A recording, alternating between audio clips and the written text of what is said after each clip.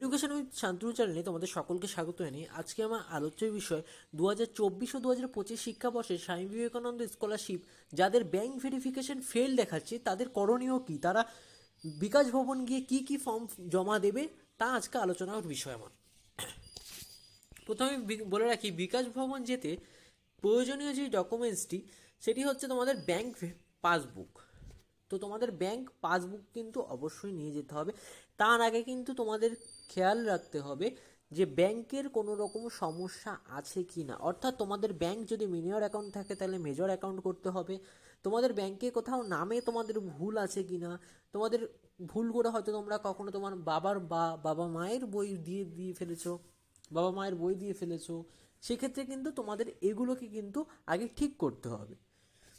তারপরে তোমাদের যেই সব থেকে গুরুত্বপূর্ণ বিষয়টি সেটি হচ্ছে আধার কার্ড।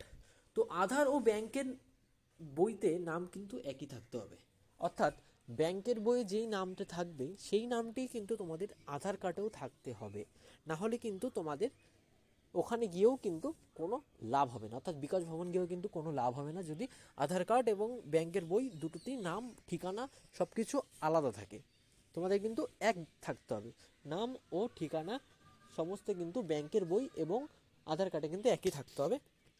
3 নম্বরে যেটি লাগবে সেটি হচ্ছে HOI ডিক্লারেশন, যেটা তোমরা স্কুল বা কলেজ থেকে পেয়ে যাবে। যারা স্কুলে পড়ো তারা স্কুল থেকে নিয়ে নেবে এবং যারা কলেজে পড়ো তারা কিন্তু কলেজ থেকে পেয়ে যাবে। যদি তোমাদের কলেজ থেকে দিতে না চায় তাহলে কিন্তু তোমরা প্রিন্সিপালকে একটা অ্যাপ্লিকেশন করলেই তারা কিন্তু তোমাকে HOI ডিক্লারেশনটা দিয়ে দেবে। তার 4 নম্বর যে পয়েন্টটি সেটি হচ্ছে SVMCM এর আইডি এবং পাসওয়ার্ড। আইডি এবং পাসওয়ার্ড কিন্তু তোমাদের অবশ্যই মনে রাখতে হবে, না হলে কিন্তু ওখানে সমস্ত কিছু ঠিকঠাক থাকলেও আইডি পাসওয়ার্ড না দিতে পারলে কিন্তু তোমাদের কাজটাই হবে না। তো এই 4টি বিষয় ছিল তোমাদের আজকের।